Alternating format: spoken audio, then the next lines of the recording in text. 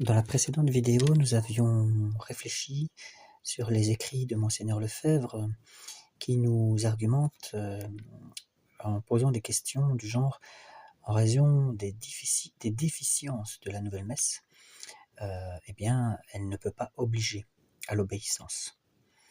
Mais nous avons vu dans quelles conditions une loi oblige-t-elle. Nous avions vu aussi qu'une loi mauvaise ne peut pas obliger. Et avons-nous le droit de refuser une demande du pape? Maintenant, je continue la lecture. Saint Thomas d'Aquin, quand il parle de la correction fraternelle, fait allusion à la résistance de saint Paul vis-à-vis de saint Pierre. Et il commente ainsi: résister en face et en public dépasse la mesure de la correction fraternelle. Je cite, dans la Somme théologique, saint Thomas nous dit: saint Paul ne l'aurait pas fait envers saint Pierre s'il n'avait pas été son égal en quelque matière. Il faut cependant savoir que s'il s'agissait d'un danger pour la foi, les supérieurs devraient être repris par leurs inférieurs, même publiquement. Fin de citation. Et donc, cela ressort de la manière et de la raison d'agir de saint Paul à l'égard de saint Pierre, dont il était le sujet, de telle sorte, dit la glose de saint Augustin, je cite, que le chef même de l'Église a montré aux supérieurs que s'il leur arrivait par hasard de quitter le droit chemin, ils acceptassent d'être corrigés par leurs inférieurs. Fermez les guillemets. Donc dans le contexte, on voit que dans les Actes des Apôtres, Pierre s'était compromis avec les païens, les juifs, et Paul, lorsqu'il est arrivé, a vu que Pierre ne marchait pas selon la vérité de l'Évangile. Et donc Paul avait repris l'apôtre Pierre. Je continue. Le cas qu'évoque saint Thomas d'Aquin n'est pas chimérique, puisqu'il s'est présenté au sujet de Jean 22.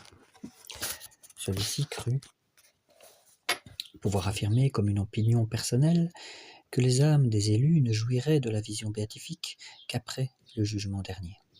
Donc ça, c'est l'hérésie du pape Jean 22.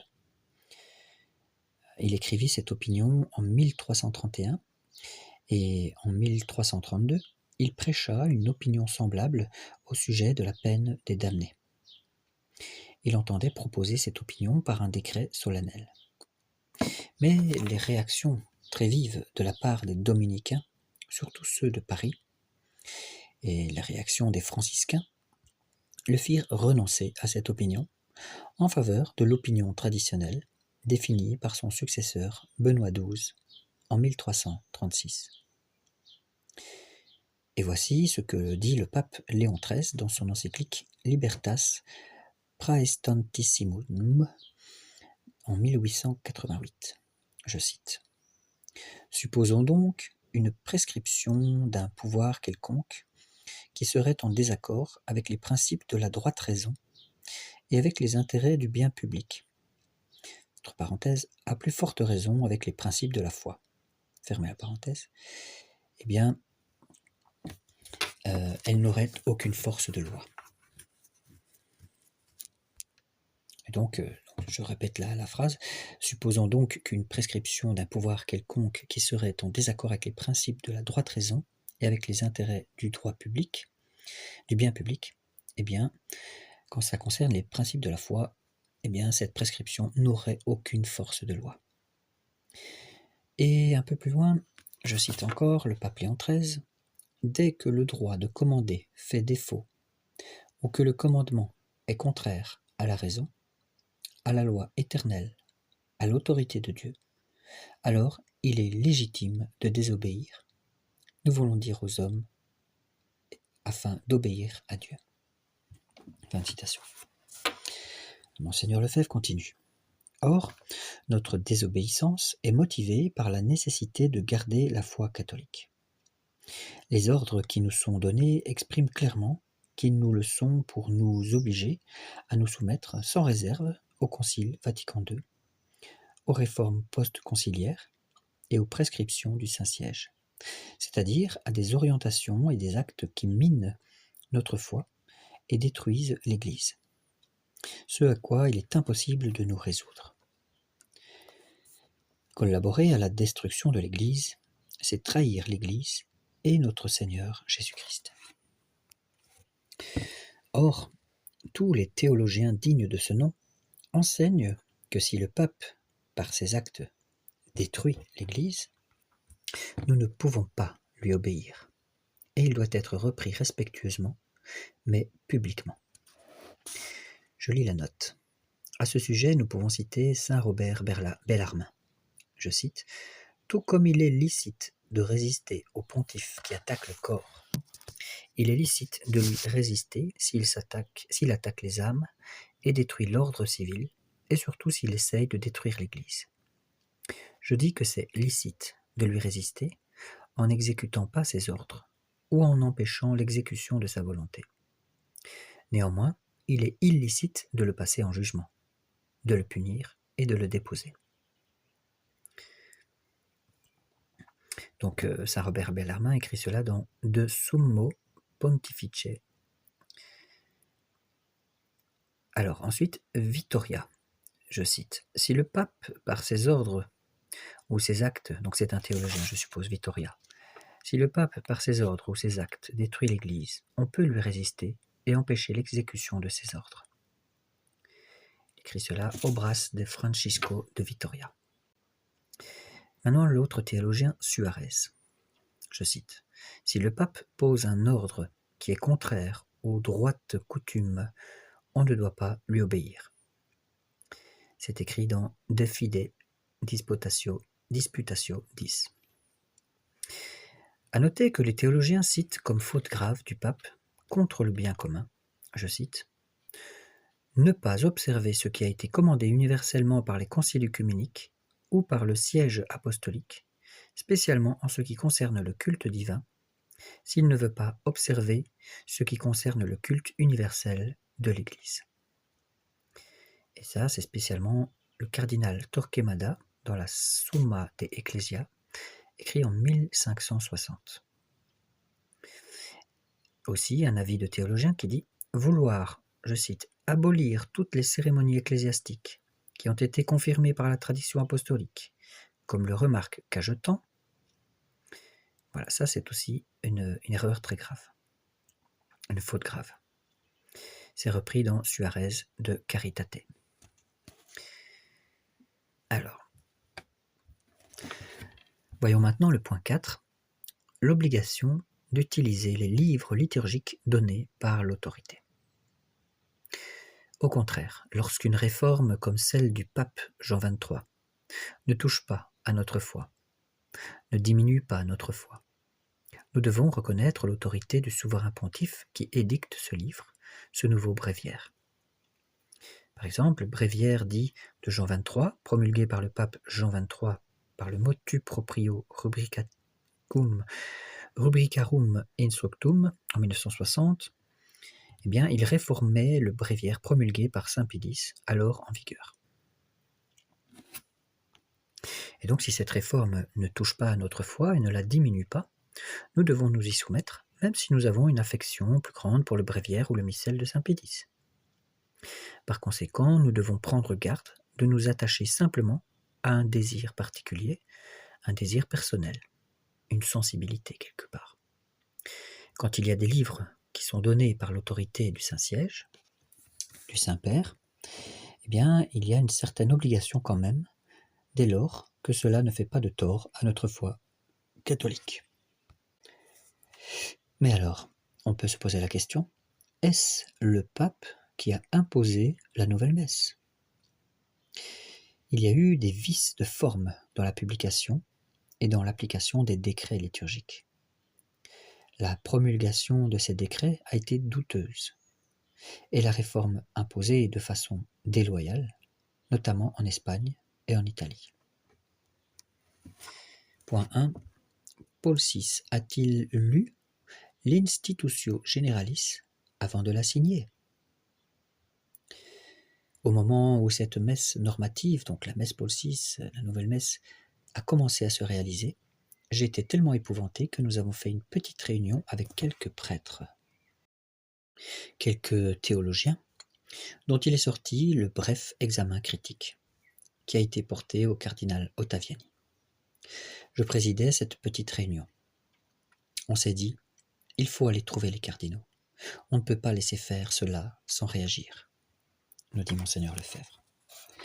Alors je suis allé trouver moi-même le secrétaire d'État, le cardinal Cicognani, et je lui ai dit, Éminence, vous n'allez pas laisser passer cela, ce n'est pas possible.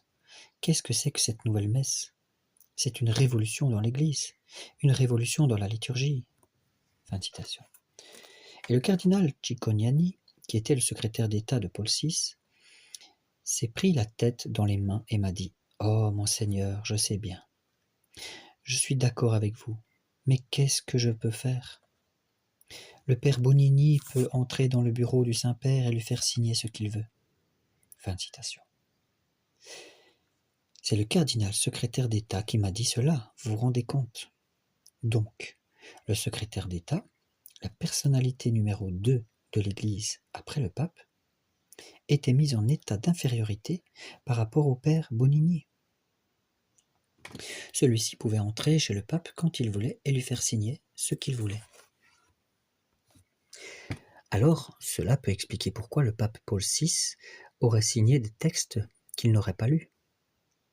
Il l'a dit au cardinal Journet, qui était un homme très réfléchi, professeur à l'université de Fribourg en Suisse, un grand théologien. Et quand le cardinal Journet a vu cette définition de la messe dans l'instruction qui précède le Nouvel Ordo, il a dit, je cite, « On ne peut pas accepter cette définition de la messe.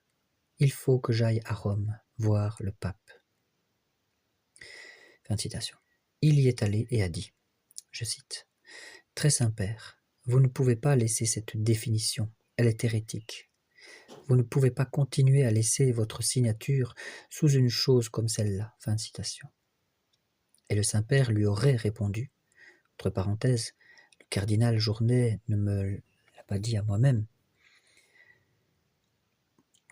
mais à quelqu'un qui me l'a répété, il a dit, je cite, « Eh bien, à vrai dire, je ne l'ai pas lu. J'ai signé sans lire. » Évidemment, si le père Bonini avait une telle influence sur lui, c'est possible. Il disait au Saint-Père, « Vous pouvez signer. » Mais vous avez fait bien attention? Oui, vous pouvez signer. Et il a signé. Et ce n'est pas passé par le Saint-Office. Et cela, je le sais, car le cardinal Sepper lui-même m'a dit qu'il était absent lorsque le Nouvel Ordo a été édité et que cela n'était pas passé par le Saint-Office. Donc, c'est bien le père Bonini qui a obtenu cette signature, qui a peut-être contraint le pape, nous ne le savons pas, mais qui avait sans aucun doute une influence extraordinaire sur le Saint-Père Paul VI. Troisième fait dont j'ai moi-même été le témoin, à propos du père Bonini, à l'occasion de la permission qui était en train d'être accordée de donner la communion dans la main, entre parenthèses, encore une chose terrible, horrible, je me suis dit que je ne pouvais pas laisser passer cela. Il fallait que j'aille voir le cardinal Guth, un Suisse, qui était préfet de la congrégation du culte. Je suis donc allé à Rome. Monseigneur Lefebvre s'y rendit en février 1969. Il est allé à Rome où le cardinal Guth l'a reçu très aimablement. Et Monseigneur dit ceci. Immédiatement, il m'a dit « Je vais faire venir mon second, l'archevêque Antonelli, afin qu'il puisse entendre ce que vous dites. » Et nous avons parlé, j'ai dit « Écoutez, vous qui êtes responsable de la congrégation du culte, vous n'allez pas laisser paraître ce décret autorisant la communion dans la main. Imaginez-vous tous les sacrilèges que cela va représenter. Imaginez le manque de respect de la Sainte Eucharistie qui va se répandre dans toute l'Église. C'est inadmissible. Vous ne pouvez pas laisser faire une chose pareille. Déjà, des prêtres commencent à donner la communion de cette manière. Il faut arrêter cela immédiatement. » Et avec cette nouvelle messe, ils prennent toujours le petit canon, le second, qui est très bref. Fin de citation. À ce propos, le cardinal Guth a dit à monseigneur Antonelli, je cite, « Voyez, j'avais dit que cela arriverait. que des prêtres prendraient le canon le plus court pour aller plus vite, pour en finir plus vite avec la messe. » Fin de citation.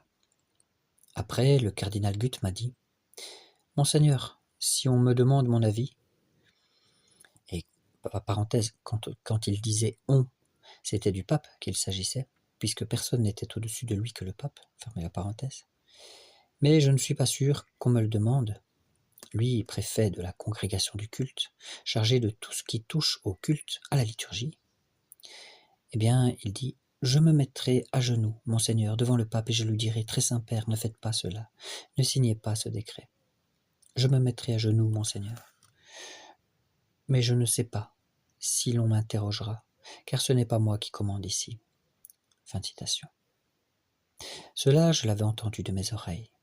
Il faisait allusion à Bonini, qui était le troisième dans la congrégation du culte. Il y avait le cardinal Guth, l'archevêque Antonelli et le père Bonini, président de la commission de la liturgie. Et je vous l'ai dit, il faut avoir entendu tout cela. Point 2. Vice de forme dans sa publication. Je pense sincèrement que lorsque le Saint-Père a accordé le nouveau missel, dans son esprit il établissait un nouveau rite, mais il n'abolissait pas l'ancien rite.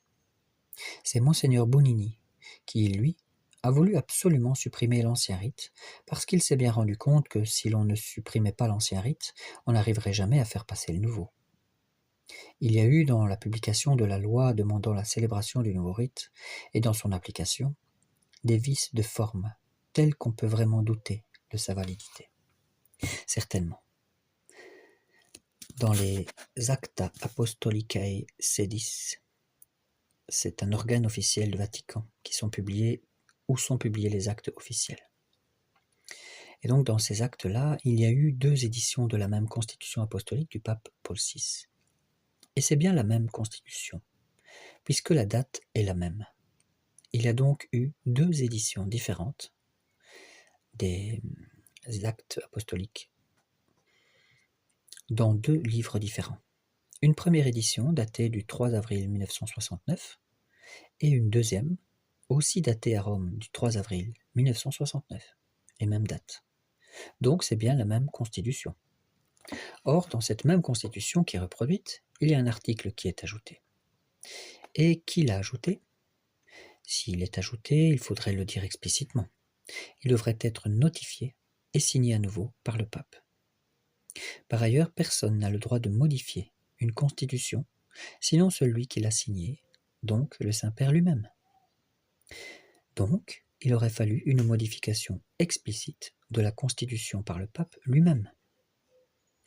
Alors est ajouté, je cite, « Nous ordonnons que les prescriptions de cette constitution entrent en vigueur le 30 novembre prochain de cette année, premier dimanche de l'Avent. » Donc, on a précipité l'obligation de cette constitution sans aucune explication. Ce sont des choses invraisemblables dans le droit pontifical, des choses invraisemblables. Point d'exclamation. Voyons pour terminer le point 3, comment le nouvel Ordo Missae a été imposé. J'ai eu entre les mains un document très intéressant. C'était la réponse de Monseigneur Bonini, que Monseigneur Bonini avait faite aux 5000 prêtres espagnols qui refusaient la nouvelle messe, qu'il qualifiait d'hérétiques, et manifestaient leur volonté de continuer à dire la messe traditionnelle. Monseigneur Bonini leur a répondu en substance, je cite, « Le pape désire d'une manière formelle que l'on dise cette nouvelle messe. Vous devez vous soumettre à la volonté du pape et lui obéir. Si vous dites que la nouvelle messe est hérétique, c'est donc que le pape qui l'a signée est hérétique. S'il est hérétique, il n'est pas pape. Devant la gravité d'une telle attitude, je vous demande de réfléchir et de vous soumettre au désir du Saint-Père. » Il est remarquable de constater que Monseigneur Bonini n'a pas écrit « L'ancienne messe est supprimée ». Non, il a simplement affirmé « C'est un désir formel du pape ». Malheureusement, tous ces prêtres ont obéi, malgré les persécutions et l'épopée de la fraternité. Saint Pie X.